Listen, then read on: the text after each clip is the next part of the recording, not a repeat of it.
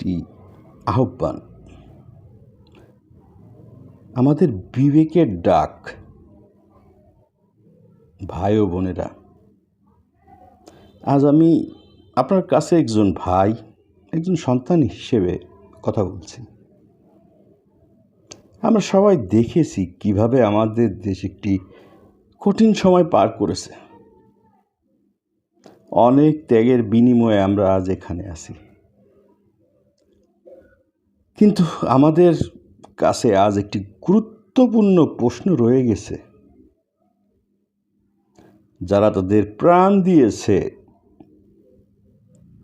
যারা আজ পঙ্গুত্ব বরণ করেছে, তাদের পরিবারগুলো আজ কোথায়? তারা কিভাবে তাদের জীবন যাপন করছে? তাদের সন্তানদের শিক্ষার দায়িত্ব কে নেবে? তাদের চিকিৎসার ব্যবস্থা কে করবে? আমার আবেদন, আমরা যদি সত্যি একটি সুন্দর বাংলাদেশ চাই, তাহলে আমাদের প্রথম এবং প্রধান দায়িত্ব হচ্ছে এই পরিবারগুলোর পাশে দাঁড়ানো।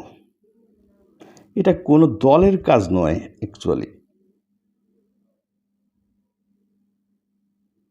কোনো সরকারের একার দায়িত্বও নয়। এটা আমাদের সবার জাতীয় দায়িত্ব। আমরা কি করতে পারি? সচেতন হতে পারি, সাহায্যের হাত বাড়িয়ে দিতে পারি, এই পরিবারগুলোর পুনর্বাসনের জন্য একযোগে কাজ করতে পারি। আমার প্রতিশ্রুতি, আই রিপিট, আমার প্রতিশ্রুতি, আমি আমার সামর্থ্য অনুযায়ী এই পরিবারগুলোর সেবা করতে প্রস্তুত, ইনশাল্লাহ। আমি চাই না কারোর ক্ষতি, আমি চাই শুধু তাদের সেবা করতে যেন পারি।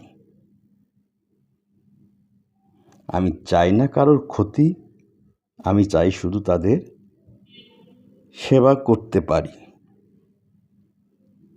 আসুন আমরা সবাই মিলে একটি মানবিক বাংলাদেশ গড়ে তুলি, যেখানে কোনো পরিবার তাদের ত্যাগের বিনিময়ে উপেক্ষিত হবে না। ধন্যবাদ সবাই।